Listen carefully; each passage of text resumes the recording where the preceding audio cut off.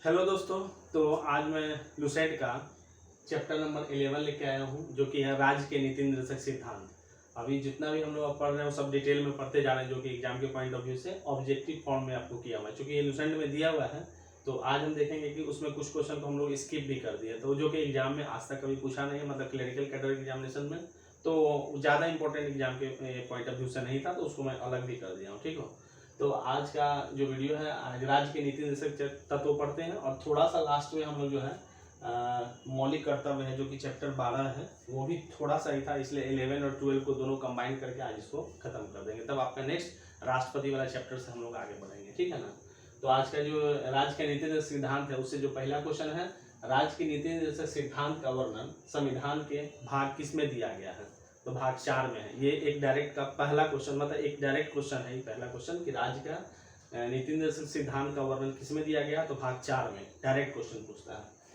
उससे पूछता है फिर वो किस अनुच्छेद में है, ये भी हम लोग पीछे पढ़े थे, लेकिन चूंकि इस चैप्टर में ये दिया हुआ तो ये बताना भी जरूरी है।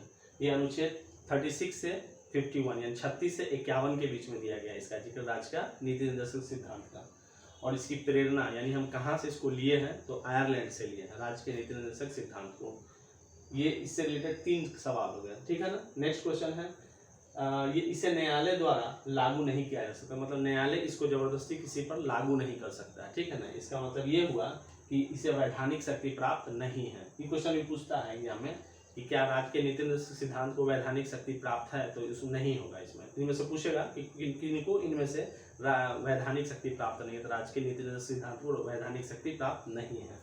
नेक्स्ट है, संविधान द्वारा यह शासन के लिए आधार, बस ये शासन के लिए एक आधारभूत ढांचा है, जो कि बस इसी पर हम लोग शासन करते हैं, बस इसी के लायक इसके लिए बनाया गया इसको नीति निर्देशक सिद्धांत को। नेक्स्ट है, भारतीय राज्य में कल्याणकारी राज्य की संकल्पना का समावेश राज्य के नीति निर्देशक तत्व में किया गया है। ये बता रहा है कि भारत की जो राज्य के कल्याणकारी राज्य जो भी है ना, जहाँ पर कल्याण हो जनता का, उससे रिलेटेड कल्याणकारी राज्य की संकल्पना यानी पूरा उसमें सारा किसी भी राज्य का जो कल्याण किस किस विधि से हो सकता है, उसका पूरा समावेश जो है राज्य के नीति निर्देशक तत्व में दिया गया है। तो उससे रिलेटेड नीचे दिया कि राज्य के निर्देशक सिद्धांत उसमें कौन कौन से हैं, उसका डिटेल यहाँ पर अनुच्छेद वाइज दिया है, जो कि एग्जाम में टू द पॉइंट डायरेक्ट पूछता है। तो ये आप डिस्कस करेंगे कि पहला क्वेश्चन क्या है। जैसे अनुच्छेद 38 में क्या है, राज्य लोक कल्याण की अभिवृद्धि जिसे नागरिक को सामाजिक, आर्थिक और राजनीतिक न्याय मिलेगा। मतलब अनुच्छेद 38 जो बताता है कि किसी भी राज्य में लोक कल्याण, किसी भी लोक कल्याण जनता का जो लोक कल्याण जुड़ा हो और उसकी अभिवृद्धि बोलने की, जिससे नागरिक को सामाजिक, आर्थिक और राजनीतिक न्याय मिले, वो अनुच्छेद 38 के अनुसार मिलेगा।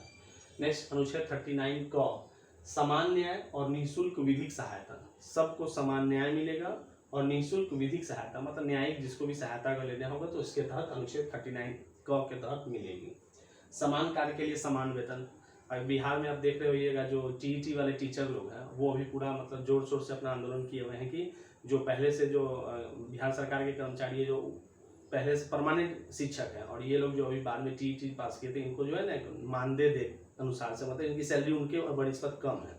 तो ये लोग बोलते हैं कि जब वो भी पढ़ाते हैं और हम भी पढ़ाते हैं तो दोनों आदमी का कार्य समान है, तो इन लोग इसी के तहत मांग कर रहे हैं कि हम लोग को समान कार्य के बदले समान वेतन मिलना चाहिए। तो वो उनका मैटर है।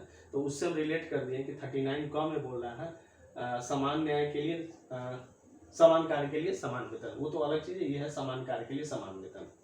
नेक्स्ट है अनुच्छेद 39 ख, इसमें बोल रहा है सार्वजनिक धन का स्वामित्व एवं नियंत्रण इस प्रकार हो ताकि सार्वजनिक हित का सर्वोत्तम साधन हो सके।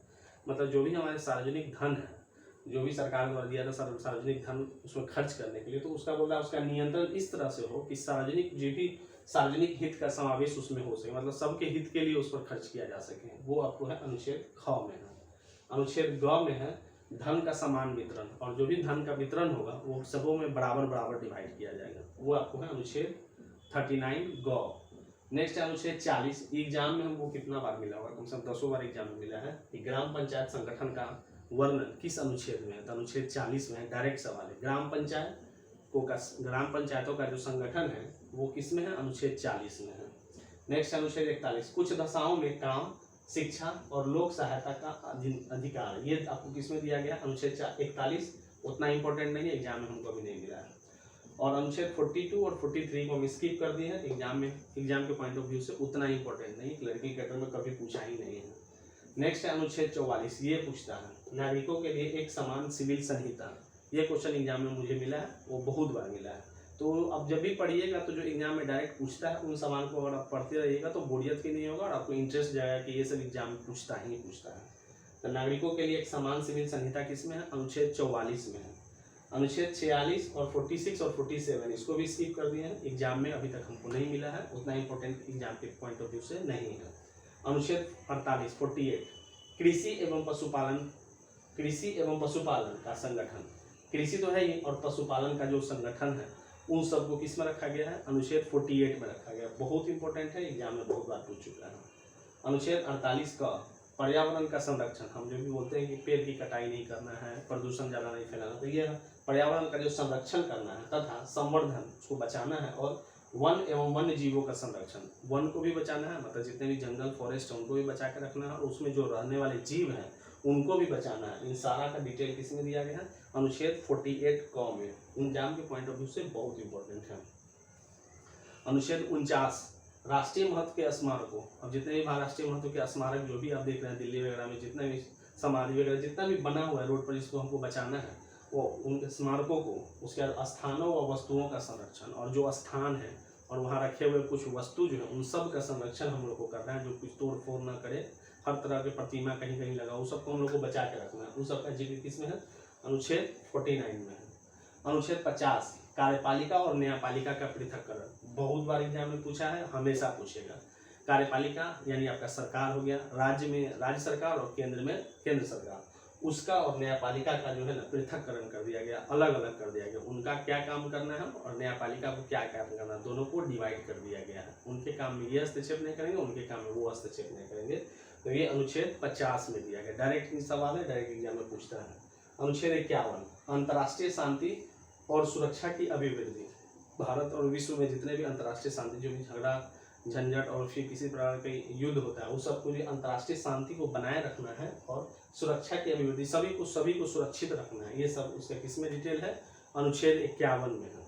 अनुच्छेद, और इसके अलावा 2 इंपॉर्टेंट अनुच्छेद है जो बाद में आया है, क्योंकि आप देख रहे हैं 51 के बाद सीधे 350 आ गया, तो ये बाद में आया है, लेकिन इसको भी इंपॉर्टेंट हम देखें, एग्जाम में पूछता है। अनुच्छेद 350 का प्राथमिक स्तर पर मातृभाषा में शिक्षा देना, मतलब प्राथमिक स्तर होता है ना बच्चा क्लास, यानी कि शुरुआत जब 1 2 3 में लोग पढ़ रहा है, तो उसको कोशिश ये रहता है कि मातृभाषा में शिक्षा, जो भी वहाँ की मातृभाषा है उसको उसी में शिक्षा देना है। ये इंपॉर्टेंट है। अनुच्छेद 350 क। एक और इम्पोर्टेंट जुड़ा है बाद में 351 इसमें हिंदी को प्रोत्साहन देना, मतलब अभी जैसे कि आप लंदन वगैरह देखिए कि इंग्लिश को ज़्यादा मतलब प्रेफर करते हैं, तो हमारे यहाँ क्या होता है कि हिंदी तो बोलते हैं लेकिन उसमें क्या होता है रीजनल लैंग्वेज को ज़्यादा जो है आप प्रेफर करते हैं। तो इसमें ये बोलता है अनुच्छेद 351 में कि हिंदी को आप प्रोत्साहन दीजिए, कि भारत को हिंदी राष्ट्र के रूप में लोग जाना जाता है, इसलिए बोलता है कि हिंदी को प्रोत्साहन देना है। अनुच्छेद 351 में है। तो ये था आपका रिलेटेड चैप्टर 11 से। और चैप्टर 12 में है मौलिक कर्तव्य। मौलिक कर्तव्य अब छोटा है, मतलब हम लोग के एग्जाम के पॉइंट ऑफ व्यू से लुसेंट में भी इसी लुसेंट का ही ये सार है। तो इससे रिलेटेड 4-5 सवाल है। सरदार स्वर्ण सिंह की अनुशंसा पर संविधान के 42वें संविधान संशोधन 1976 के द्वारा मौलिक कर्तव्य को जोड़ा गया था। यानी कि पूछता है कि एग्जाम में कि मौलिक कर्तव्य जो है किसकी अनुशंसा पर जोड़ा गया था, तो सरदार स्वर्ण सिंह की अनुशंसा पर। दूसरा, ये संविधान के केवां संशोधन द्वारा इसको जोड़ा गया था, 42वां संविधान संशोधन 1976 के द्वारा। और इसे कहाँ से लिया गया है, हम अपने हमारे संविधान में बहुत सारे चीज़ जो है, हर चीज़ जो है विदेश से हम लोग अर्जित किए। इसको लिया गया है कहाँ से? रूस से, रसिया से। और यह भाग किसमें है? भाग 4 क में, अनुच्छेद 51 क में दिया हुआ है। अगर भाग पूछेगा कि मौलिक कर्तव्य कहाँ से लिया गया, भाग किसमें है, तो भाग 4 क, और अनुच्छेद पूछेगा तो अनुच्छेद 51 क के तहत इसको रखा गया है। मौलिक कर्तव्य जो है हमारे कितने हैं? हमारे पूरे मौलिक कर्तव्य 11 हैं। तो 11 का डिटेल एग्जाम में आज तक कभी पूछा नहीं है, लेकिन जो बाद में सबसे लास्ट में 11वां जो जुटा है वो एग्जाम के पॉइंट ऑफ व्यू से इंपॉर्टेंट है, बहुत बार एग्जाम में देखने को मिला है। जो कि 11वां संविधान है, माता पिता या संरक्षक जो उनकी देखभाल करते हैं, अगर माता पिता नहीं हो, के द्वारा 6 से 14 वर्ष के बच्चों हेतु प्राथमिक शिक्षा प्रदान करना है। उनको सभी को 6 से 14 वर्ष के जो भी बच्चे हैं उनको प्राथमिक शिक्षा प्रदान करना है। और इसका जो है संविधान में संशोधन जो करके बनाया गया था, 86वां संविधान संशोधन 2002 के द्वारा इसको ऐड किया गया था। तो ये मौलिक कर्तव्य से रिलेटेड यही 4-5 क्वेश्चन है जो कि एग्जाम में आपको डायरेक्ट पूछता है। बस ये आज का वीडियो हमारा जो है जहाँ जैसा रहा एग्जाम के पॉइंट ऑफ व्यू से बनाया गया था, बहुत ही अच्छा रहा। और आप लोग को ये वीडियो ज़्यादा से ज़्यादा अच्छा लगा हो तो ज़्यादा से ज़्यादा लोग के बीच शेयर कीजिएगा और सब्सक्राइब कर लीजिएगा। इस तरह के नोटिफिकेशन आपको समय पर मिलते रहेंगे। Thank you.